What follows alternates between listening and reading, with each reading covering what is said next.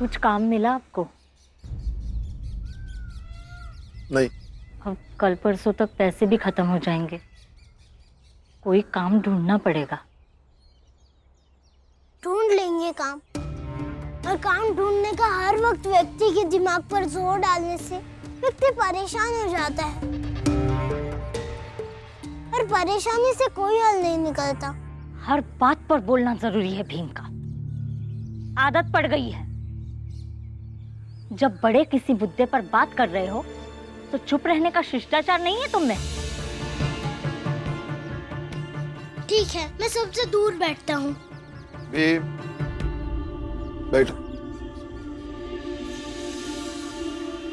वो चिंता जता रही है। और जीजाबाई, तुम भी, भीम अभी बच्चा है, इसकी बातों पर तुरंत प्रतिक्रिया क्यों देने लगती हो? जीजाबाई, हम सब ने देख लिया है कि तुम्हारे मन में भीम के प्रति प्रेम भी है और उसका ख्याल भी है, फिर ये दिखावे की चीड़ क्यों? चीड़ नहीं है दीदी, प्यार अपनी जगह है और सहमति अपनी जगह। मुझे ऐसा लगता है कि भीम हर बात को अलग तरीके से देखता है और सोचता है, और ये अलग सोचना ही उसे लगता है कि ये उसकी बुद्धिमत्ता है। ठीक है, जब आप कुछ बोल रहे होंगे तब मैं कुछ नहीं बोलूंगा। ऐसे में तो भीम कुछ भी बोलने से, कहने से सजग हो जाएगा। उसकी वजह से कुछ भी कहने से पहले हिचकने लगेगा, और व्यक्ति का ऐसा सजग होना सही नहीं है। मुझे कुछ करना होगा। महाराज, आज उस भीम राव का काम तमाम हो ही जाता, लेकिन अचानक से उम्मीद से परे जीजाबाई आ गई और उसने भीम राव को बचा लिया। और सोचा जीजाबाई को ही निपटा देते, लेकिन राम जी ने उसे आगे बचा लिया। वैसे एक दूसरे से नहीं बनती है का नाटक करते रहते हैं, लेकिन आज सब एक दूसरे को तू मेरी पत्नी, तू मेरा बेटा करने लगे। लेकिन महाराज, ऐसे में किया क्या जाए? हमारी जात के लोगों का मनोबल भी टूटता जा रहा है।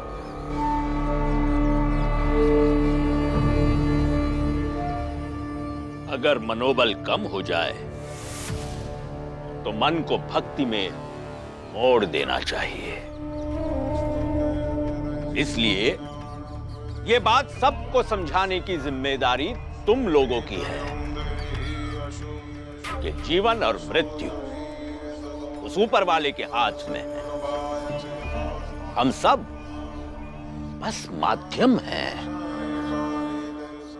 इसलिए उस भीमराव को और उसके परिवार वालों को सबक सिखाने के लिए और उनको उनकी हैसियत याद दिलाने के लिए हम सब बस माध्यम बनते रहे, फिर चाहे जब सफल हो। महाराज, उस भीम राव के इलाज के बारे में कुछ सोचिए महाराज। हाँ महाराज, कुछ सोचिए महाराज।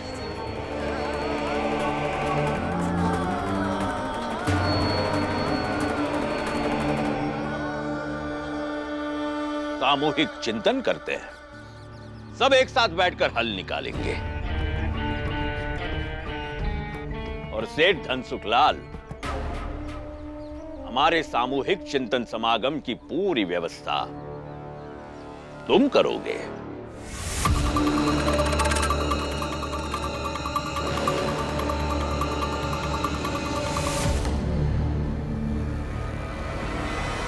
मैं व्यवस्था कहां से करूंगा? पैसे लगेंगे। मैं कोई व्यवस्था नहीं करने वाला, जा रहा हूं मैं। सेठ जी, महाराज के खिलाफ जाने के बारे में सोचिए तक मत। फिर से थप्पड़ खाना है सेठ जी? जाइए पैसे लाकर दीजिए, महाराज के समागम की तैयारी करनी है। अरे जाइए सेठ जी। जाइए सेठ जी। हर बार मैं ही क्यों फंसता हूं? पंडित जी, अच्छा हुआ जो हम पैसे वाले नहीं हैं, वरना हमारी हालत भी सेठ जी की तरह होती। चलिए पंडित जी। राम जी,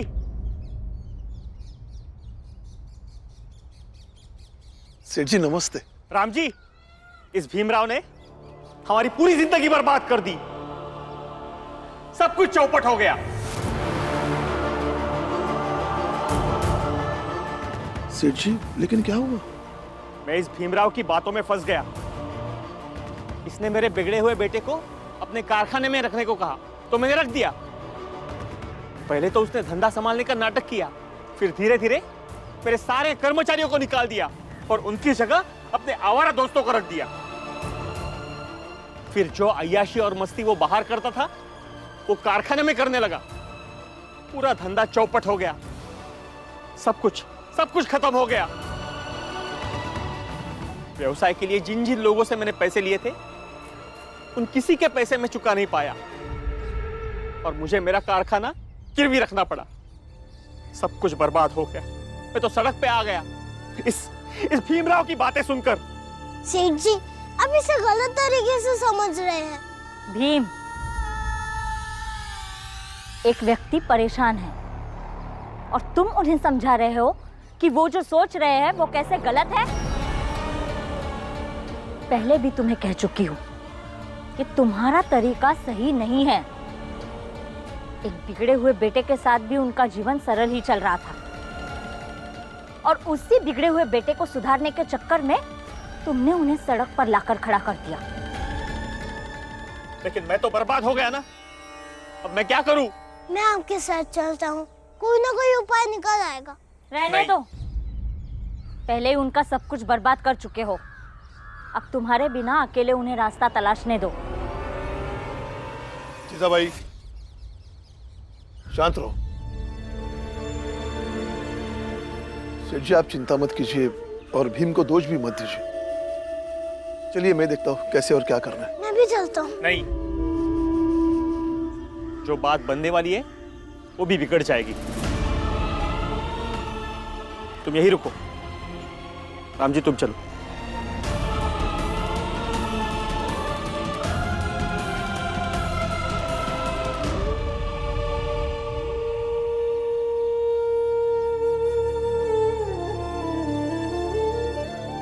जीजाबाई, ये कौन सा तरीका है भीम को बार बार गलत साबित करने का?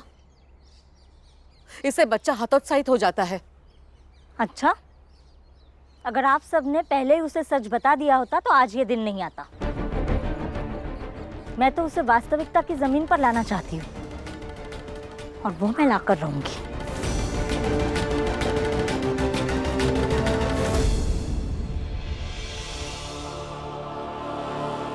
सर्वज्ञ महाराज की जय। सर्वज्ञ महाराज की जय। सर्वज्ञ महाराज की जय। सर्वज्ञ महाराज की जय। पहले सोचा था कि अकेले में चिंतन करते हैं, फिर सोचा कि सामूहिक चिंतन समागम किया जाए जिससे सबको सामूहिक चेतना मिले। इसलिए आप सब अपनी आंखें बंद करके प्रभु को याद करेंगे और यह कार्य इस बीच राह पर इसीलिए रखा गया है ताकि आप सब के साथ एक मुश्किल लक्ष्य हो। ये जानते हुए कि राहगीर आएंगे, राहगीर जाएंगे, फिर भी इन सब बातों की परवाह किए बिना आप सब ईश्वर का चिंतन करेंगे। तो शुरू करते हैं। जी महाराज, जी महाराज। जी महाराज जी। तुम भी शामिल हो जाओ। बैठो।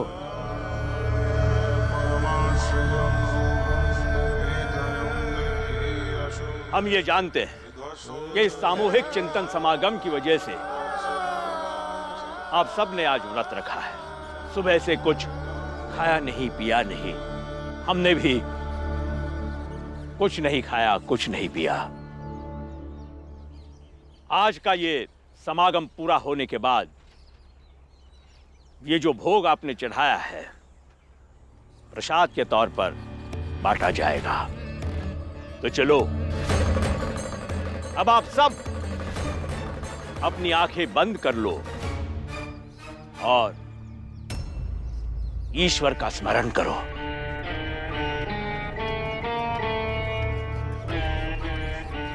दिख रहा है ईश्वर? नहीं महाराज, नहीं दिखे। और ध्यान लगा के देखो, दिखेगा, अवश्य दिखेगा।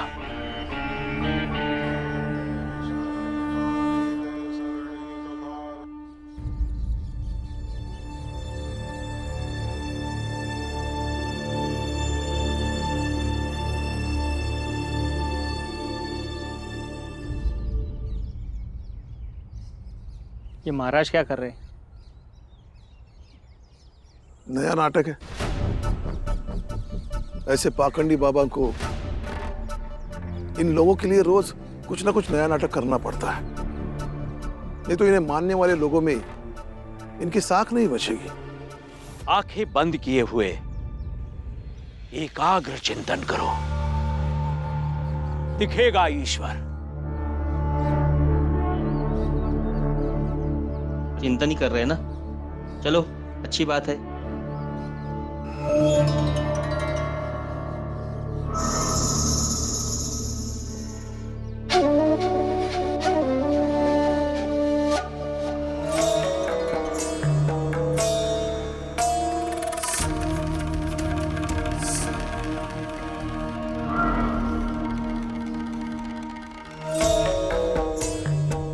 देख लीजिए कैसा चिंतन चल रहा है। अरे आप सब लोग आंखें बंद किए हुए हैं और आपका ये महाराज अंगूर खा रहा है, देखिए। आप किसी की बात पर विश्वास मत कीजिए, ये आपको भटकाने का प्रयास हो रहा है। आंखें खुलनी नहीं चाहिए, ध्यान लगाओ, ईश्वर का चिंतन करो, अवश्य दिखेगा ईश्वर।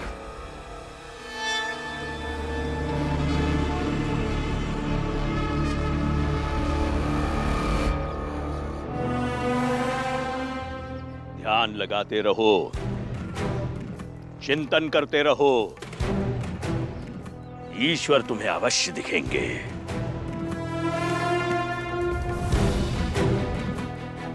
ये श्रद्धा है, ये भक्ति है।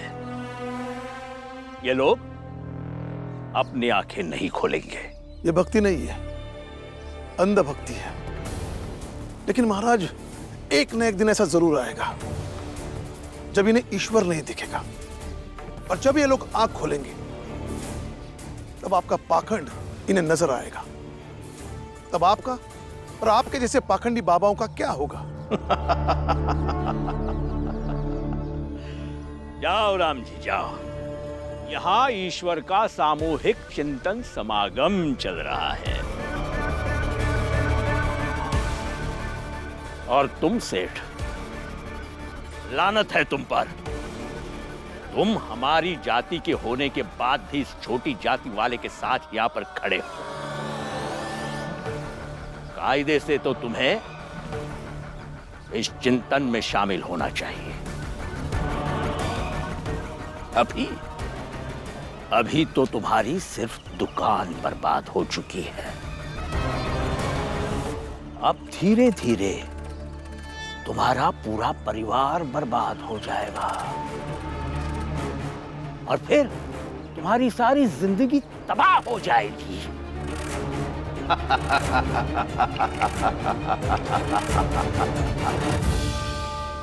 दिख रहे हैं ईश्वर? इसी तरह से ध्यान लगाते रहो, गहरे चिंतन में डूबे रहो। दिखेंगे, अवश्य दिखेंगे ईश्वर, अवश्य दिखेंगे।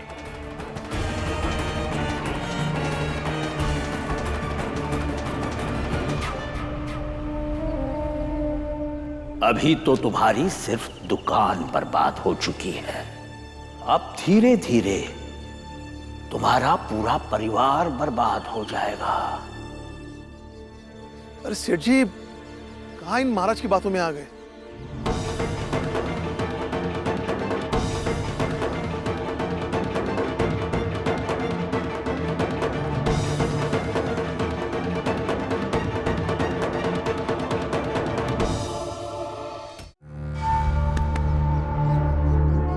मुझे नहीं, वहां देखो।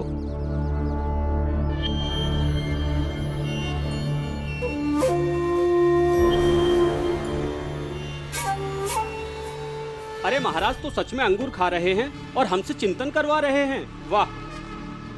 ये धूर्तता है, पाखंड है। आखिर किस ईश्वर के दर्शन करा रहे हैं आप हमें? महाराज, हमें आपसे ये उम्मीद नहीं थी। चिंतन के नाम पे हमें बेवकूफ बना रहे हैं आप।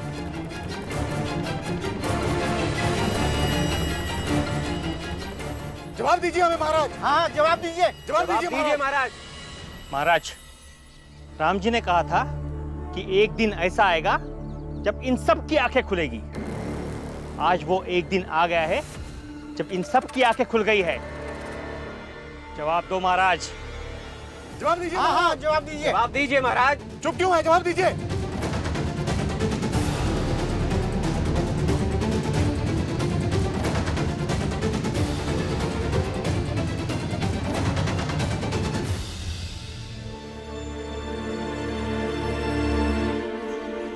गुरुजी, गुरुजी,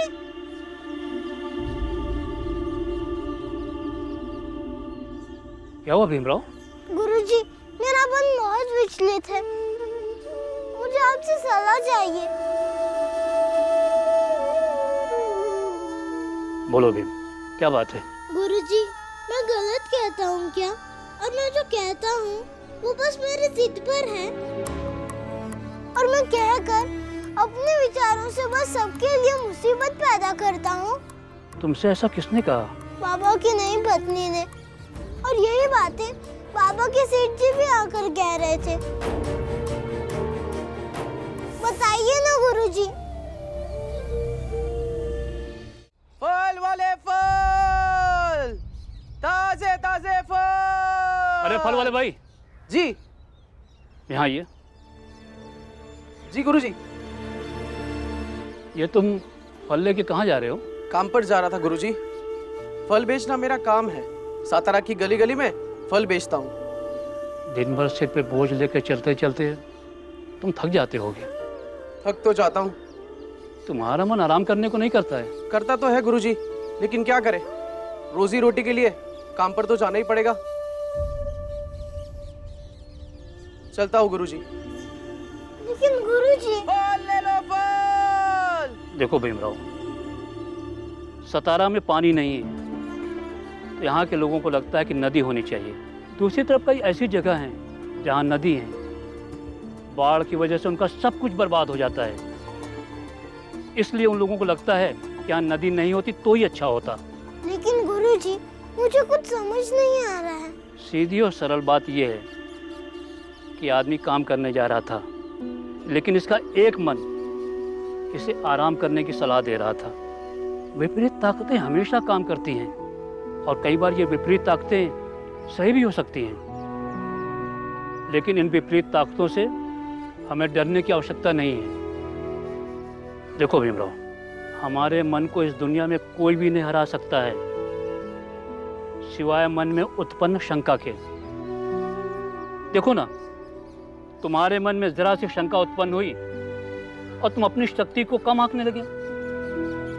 भीमराव, कभी भी अपने ऊपर शक मत करना, और अगर कभी शक करने का मन करे ना तो भी नहीं। समझ गए? गुरुजी, मैं कितना सौभाग्यशाली हूँ कि मेरे पास आपके जैसे गुरु हैं जो मुझे हर समस्या से निकाल देते हैं और मेरी हर उलझन को सुलझा देते हैं। भीमराव, तो तुम भी कुछ ऐसा काम करो कि मैं दुनिया से कह सकूं कि मैं कितना सौभाग्यशाली हूं कि मेरे पास तुम्हारे जैसा शिष्य है। समझ गए?